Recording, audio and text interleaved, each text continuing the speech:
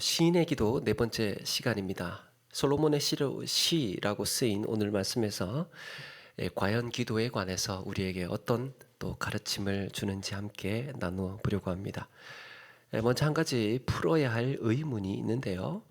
오늘 시편 72편에 솔로몬의 시라고 되어 있습니다.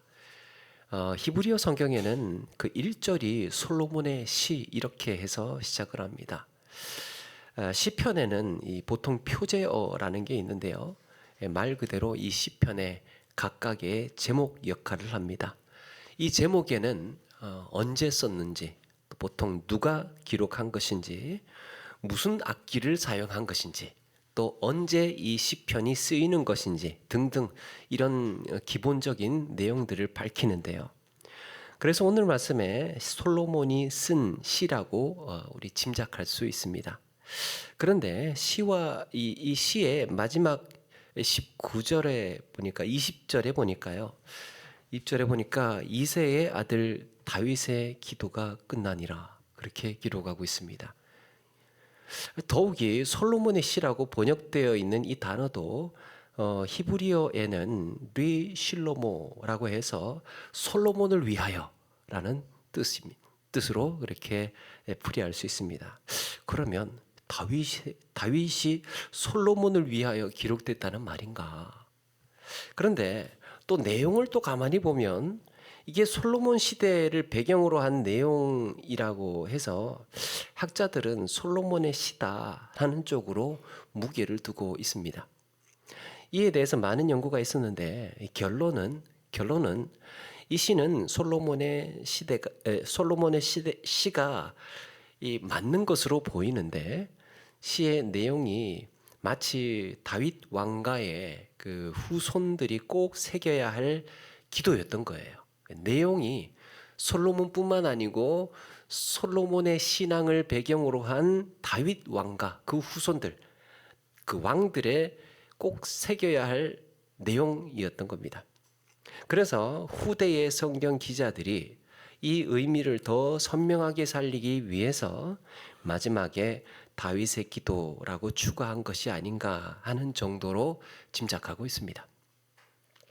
다윗 왕가를 솔로몬이 썼다고 해서 솔로몬의 왕가라고 하기는 또 좀 어색한 면이 있죠.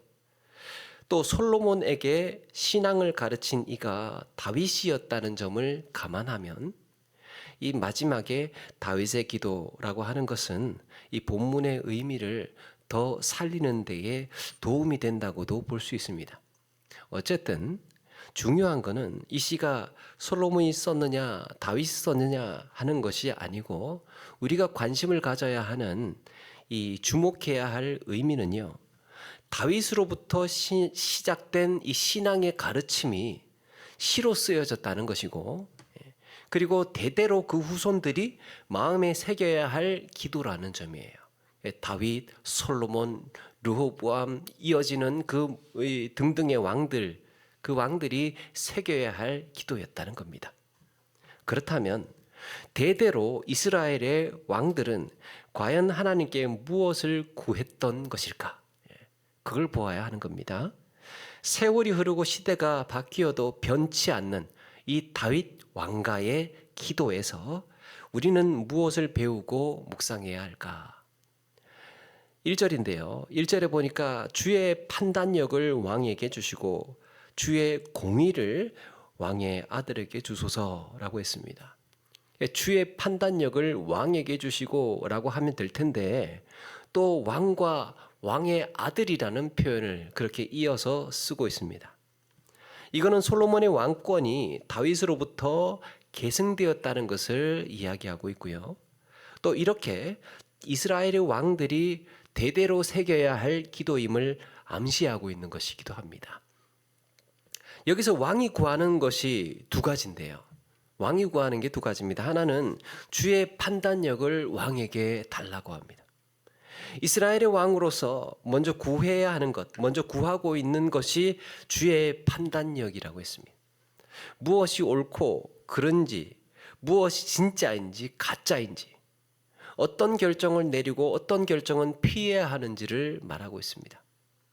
그런데 그냥 판단력이라고 하지 않고 주의 판단력이라고 말합니다. 하나님께서 다스리는 나라에는 왕이 가져야 할 가장 중요한 덕목, 왕이 가져야 할 가장 중요한 덕목은 하나님의 뜻을 분별하고 거기에 따라서 다스리는 일이에요. 왕이 하나님의 뜻에 합당한 통치를 하지 않고는 그 왕권이 온전히 계승되어 갈 수 없다는 것을 암시하고 있습니다. 역대상 1장에 솔로몬이 왕이 되고 나서 1,000번제를 드렸을 때요, 그날 밤에 하나님께서 솔로몬을 찾아오십니다. 하나님께서 솔로몬에게 무엇을 줄까 하고 물으시지요. 그때 솔로몬이 뭐라고 합니까? 주는 이제 내게 지혜와 지식을 주사 이 백성 앞에서 출입하게 하옵소서. 이렇게 많은 주의 백성을 어떻게 누가 능히 재판하리까? 솔로몬은 주의 판단력에 의지해야 나라가 다스려진다는 것을 알고 있습니다. 분별력, 판단력, 이건 어떻게 해야 할 것인지, 하나님의 뜻은 무엇인지를 분별하고 판단하는 것. 또 하나는 주의 공의를 왕의 아들에게 달라고 말합니다. 주의 공의. 여기서 이 공의 역시도 선악을 정확하게 분별하는 하나님의 성품을 말합니다. 의로움과 악함을 정확하게 분별하는 하나님의 속성, 하나님의 성품, 그게 공의예요. 이 공의는 인간의 마음까지도 판단하는 기준이 됩니다. 사람의 마음을 어떻게 우리가 판단할 수 있겠습니까? 저건 저 마음이야, 저건 저런 거예요. 어떻게 이걸 가르겠습니까? 근데 하나님은 그 마음까지도 정확하게 분별하고 판단하신다는 거죠. 그래서 이스라엘의 왕은 자신의 뜻에 맞고 틀림이 아니라 하나님의 공의에 의존해서 이것을 올바르다고 판단할 수 있는가, 이것이 하나님의 뜻에 합당한 것인가를 보아야 했던 겁니다. 이걸 잘하는 게 왕으로서 자질이고 왕으로서 통치를 잘하는 거예요. 심지어는 왕인 자기조차도 이런 하나님의 공의에 속해 있음을 알아야 했던 겁니다. 내 마음대로, 내 뜻대로, 내 욕심과 내 의지대로 하지 않고 하나님의 그 정확한 분별과 판단에 의존해서 내가 이런 것을 어떻게 해나갈 것인가를. 그래서 솔로몬은 하나님의 의로움으로 다스릴 수 있는 이 의로운 왕이 되게 해달라고 기도하고 있는 겁니다. 그러면서 2절에요. 마찬가지로 그가 주의 백성을 공의로 재판하며 주의 가난한 자를 정의로 재판하리니 라고 했습니다. 그가. 이때 그는 솔로몬의 왕권을 계승하게 될 후손을 가리키는 것으로 보입니다. 다윗이 그래 했고, 또 자기가 그렇게 살 것이고, 또 후손들이 역시 마찬가지로 온전하게 다스려 가야 할 것이다. 한 걸음 더 나아가면 이 평강의 왕으로 오실 그리스도께서 온전하게 공의로 재판하실 것이며 가난한 자를 판결하실 것을 그렇게 소망하고 있습니다. 그가 주의 백성을 공의로 재판하며. 자, 이렇게 주의 뜻으로 분별하고 하나님의 공의로 그 나라가 다스려질 때, 하나님의 공의로 이 나라가 다스려질 때 어떻게 된다는 겁니까? 2절에 보니까 주의 가난한 자를 정의로 재판하려니. 가난한 자. 4절에도요. 가난한 백성의 억울함을 풀어주며 궁핍한 자의 자손을 구원하며 그랬습니다. 이를 압박하는 자를 하나님께서 꺾으시리로다. 가난하다고 해서 인간의 존귀함이 차별받거나 부자라고 해서 권력을 가졌다고 해서 이 약한 자에게 부당하게 핍박할 수 없다는 거예요. 이것은 힘이 있는 자나 힘이 없는 자나, 힘이 있는 자나 힘이 없는 자의 차별, 그리고 지위가 높은 자와 낮은 자의 차별도 이에 해당하는 겁니다. 온전히 한 사람으로서의 평등. 이런 점에서 13절에 가난한 자와 궁핍한 자를 불쌍히 여기며 그들의 생명을 구원하신다고 합니다. 14절에도요. 그들의 생명을 압박과 강포에서 구원하리니 그들의 피가 그의 눈앞에 존귀히 여김을 받으리라. 그래서 하나님의 형상으로 지음받은 인간이 모두가 공평하게 대우받는, 가난한 사람이건 또 부한 사람이건 약한 자건 병든 자건 건강한 자건 지위가 높은 사람이건 다 공평하게 그렇게 한 사람으로서 귀하게 이 대우받는 사회가 공의로운 사회라는 겁니다. 그러면서 이런 하나님의 공의로 다스려지는 나라에 주어질 복이 무엇인지를 약속합니다. 이렇게 공의로 다스려지는 나라가 된다면, 그런 나라가 된다면 정말 공평하고 평화가 있고 평등하게 잘 다스려지는 나라가 된다면 10절에 보니까 다시스와 섬의 왕들이 조공을 바치며 스바와 시바 왕들이 예물을 드리리로다. 15절에도요. 그들이 생존하여 스바의 금을 그에게 드리며 사람들이 그를 위하여 항상 기도하고 종일 찬송하리로다 그랬습니다. 솔로몬은 이런 복을 실제로 경험한 사람이에요. 열왕기상 10장에 스바의 여왕이 솔로몬의 명성을 듣고 찾아와서 예루살렘에서 이 하나님께서 주신 복을 확인하고는 이렇게 탄성을 하죠.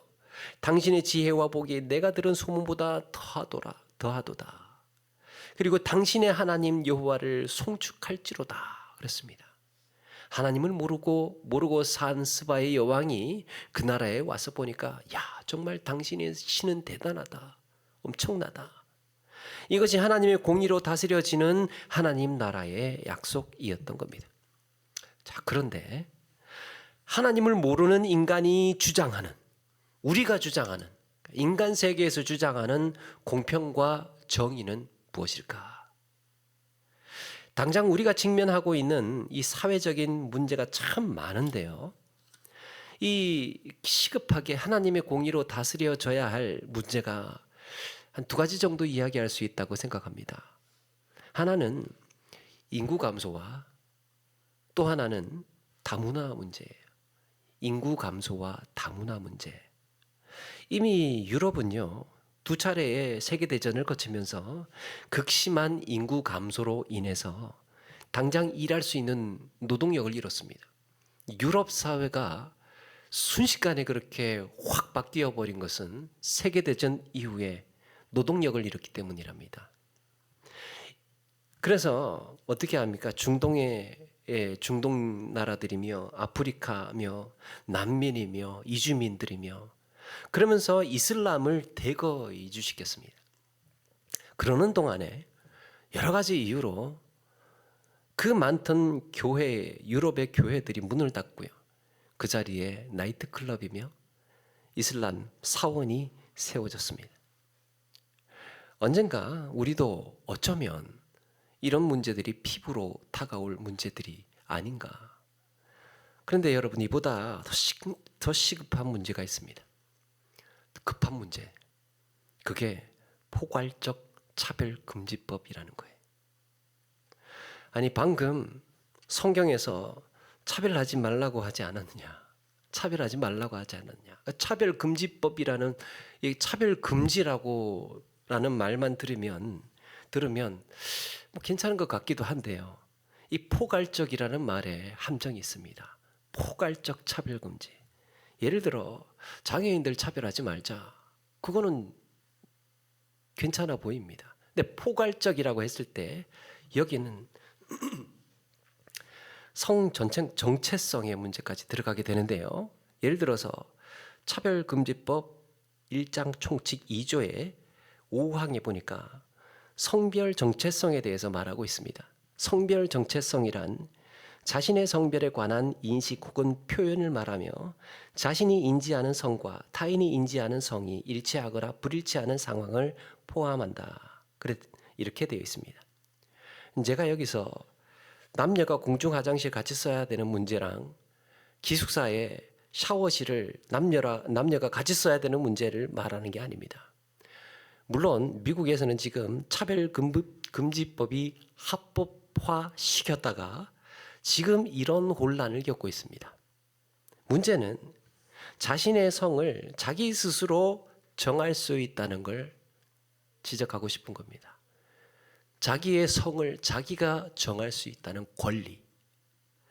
예전에요, 한 기독교 언론에서 지금 우리의 그 차별금지법과 같은 평등법을 통과했던 영국의 사례를 취재한 적이 있습니다.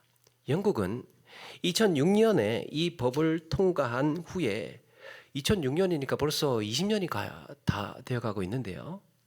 이 언론에서 당시에 평등법 제정을 반대했던 안드레아 윌리엄스라는 변호사와 인터뷰를 했는데 이미 영국에는 기독교 학교에서도 그냥 보통 학교는 물론이고 기독교 학교에서조차도 4살짜리 아이에게 동성애는 정상적인 것이고 성전환을 해도 평등하고 옳은 일이고 아무 문제 없다는 것을 가르쳐야 된답니다.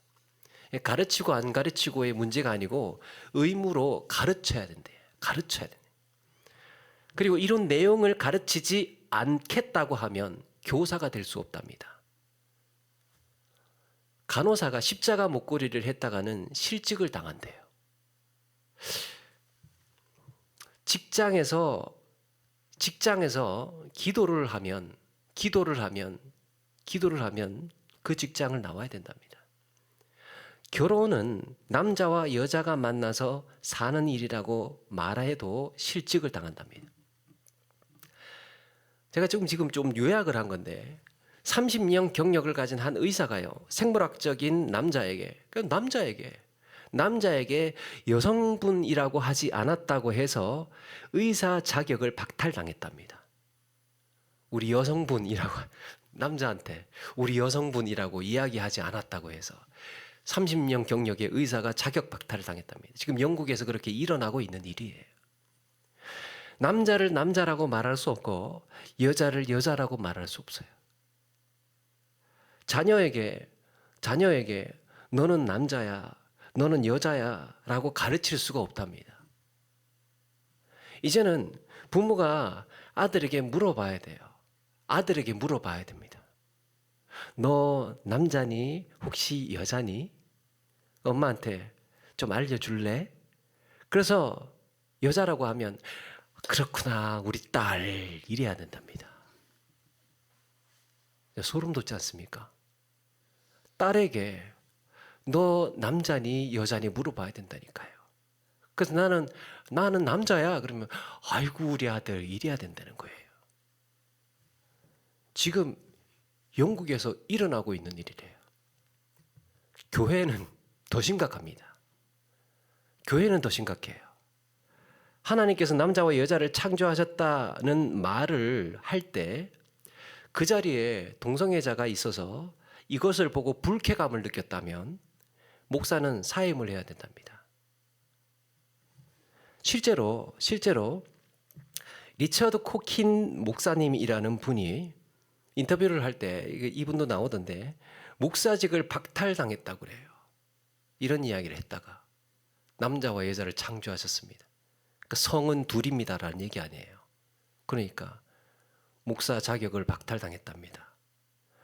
그러면서 한국 교회를 향해서 우리를 위해 기도해 달라고 부탁하고 있었습니다. 이런 우리를 위해서, 이런 영국 교회를 위해서 한국 우리 그리스도인들 기도 좀 해주십시오. 부탁하고 있더라고요. 저 보고는 좀 충격이었습니다.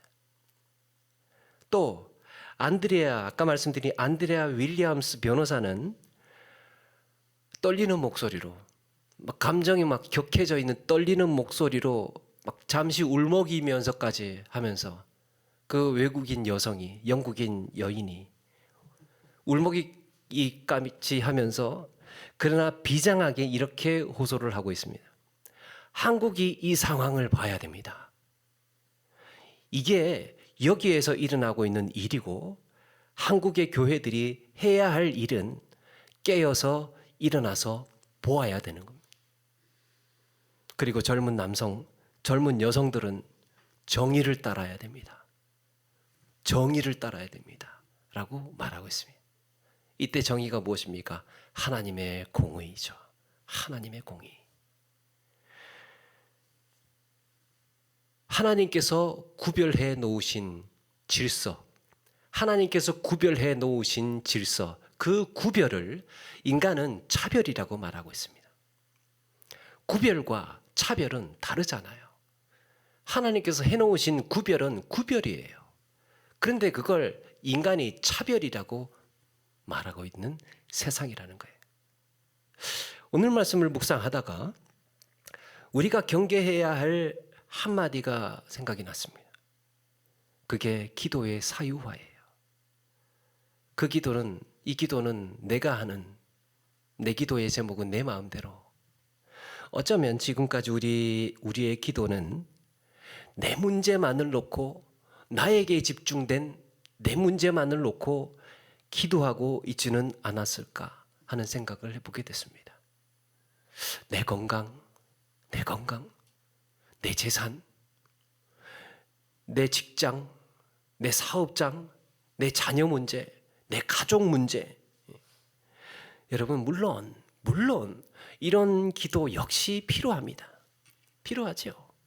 그런데 여러분, 신앙의 깊이가 깊어진다는 게 뭐겠습니까?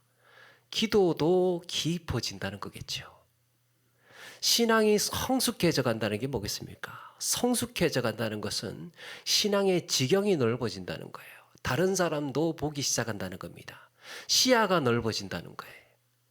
나만을 가지고 애통해했던 신앙의 성격에서 이제는 내 옆에 있는 사람도 보기 시작을 하는 것이 기도의 이 신앙의 지경이 넓어지는 거예요.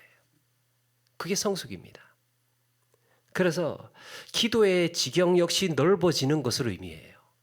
우리 신앙이 성숙해져 간다는 것. 나만을 위한 기도, 내 가족만을 위한 기도의 지경을 넘어서 교회를 향한 기도, 우리 교회를 향한 기도. 나한테 이 절박한 기도의 제목만큼 그만큼 우리 교회를 향한 절박한 기도로 매달리는 것. 믿음의 공동체에 주어진 이 사명을 위해서도 내가 정말 하나님의 나라를 위해서 내가 뭐를 어떻게 해야 할 것인가라는 절박한 간절한 이런 기도. 우리가 몸담고 있는 이 나라를 위해서, 우리 나라를 위해서도 더 나아가서는 하나님의 나라 아닙니까? 하나님의 나라를 위해서 과연 이 땅은 어떻게 다스려져야 되는 것인지, 여러분, 이미 우리는 동성애자들과 함께 공존하고 있습니다. 같이 살고 있어요. 한 사람으로서, 한 사람의 인권으로서는 또 그들도 사람이니까 존중되어야 되겠지요. 그런데 그로 인하여서 복음이 전해지지 못해지고 아들을 아들이라고 이야기를 하지 못하고 가르치지 못하는, 하나님께서 해놓으신 구별을 그 질서 있다고 이야기하지 못하는 사회가 온다면, 세상이 온다면 그게 그야말로 역차별 아닙니까? 그래, 차별하지 않겠다 이거예요. 근데 역차별은 하지도 말아야죠. 마찬가지로 이런 진지한 고민들이 우리에게 필요하다라는 거예요. 이런 진지한 고민들이. 그러고 보니까 기도는 가장 큰 기도의 대전제가 있었습니다. 우리가 하는 모든 기도에는 대전제가 있어요. 가장 근간을 이루고 있는, 기도는 여기에서부터 시작되어야 된다는, 기도의 제목은 여기서부터 출발한다는 대전제가 있습니다. 우리 주님께서 마태복음 6장에서 기도에 관해서 가르쳐 주실 때 이렇게 말씀을 하십니다. 너희는 이렇게 기도하라 라고 하면서 주님 가르치신 기도를 마태복음 6장에서 말씀하셨습니다. 이어서 너희를 위하여 보물을 땅에 쌓아두지 말라. 목숨을 위하여 무엇을 먹을까, 무엇을 마실까, 몸을 위하여 무엇을 입을까 염려하지 말라. 너희 하늘 아버지께서 이 모든 것이 너희에게 있어야 할 줄을 아시느니라. 하나님께서 너희에게 직접적으로 필요한 거, 이런 것들 필요한 것들은 너희들이 하나님께서 이미 아셔. 물론 기도해도 됩니다만은 하나님께서 이미 알고 계시다는 거예요. 가장 기초적인, 가장 기본적인 내 신변과 관련된, 내 생활과 내 삶과 관련된 필요들은 하나님께서도 이미 알고 계시다는 거예요. 그러면서 결론을 이렇게 내고 있습니다. 그런즉 너희는 먼저 그의 나라와 그의 의를 구하라.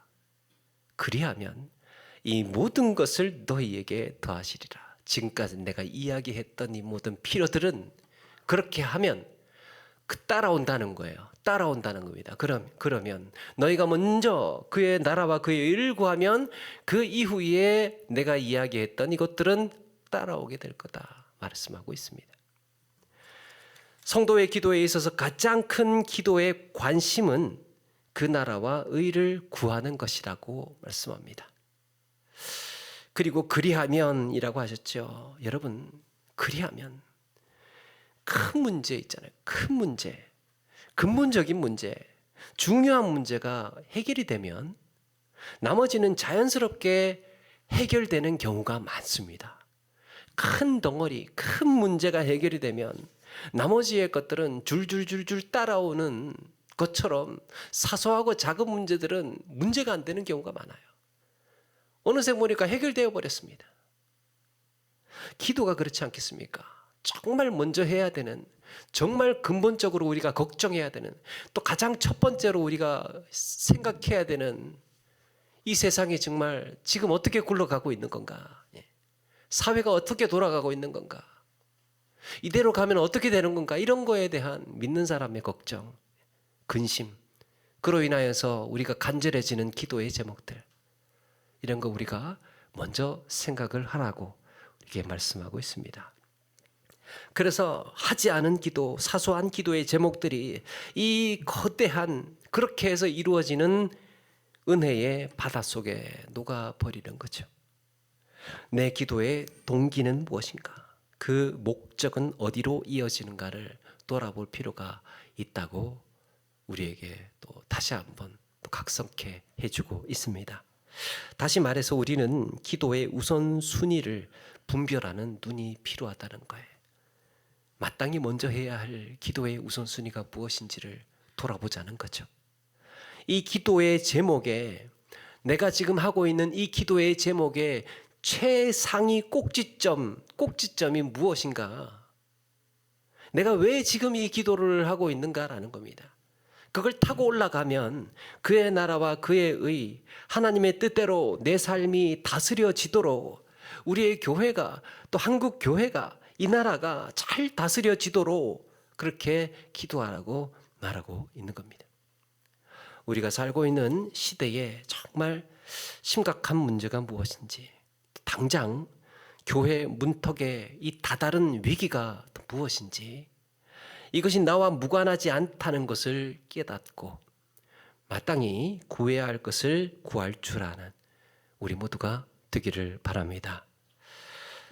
믿는 자의 이 책임이 커질수록, 그리스도인의 책임이 커질수록 내 신앙이 성장하지 않습니까? 내 신앙의 지경이 넓어질수록, 신앙이 성숙해 갈수록 우리가 가야 할 기도의 방향을 잃지 않고 열심히 또 뜨겁게 기도하는 것도 좋고 중요하지만 우리의 기도의 방향이 어디로 향하고 있는지, 그렇게 하나님의 의로움을 쫓아서 부르짖고 간구하는 저와 여러분 되기를 주의 이름으로 축원합니다.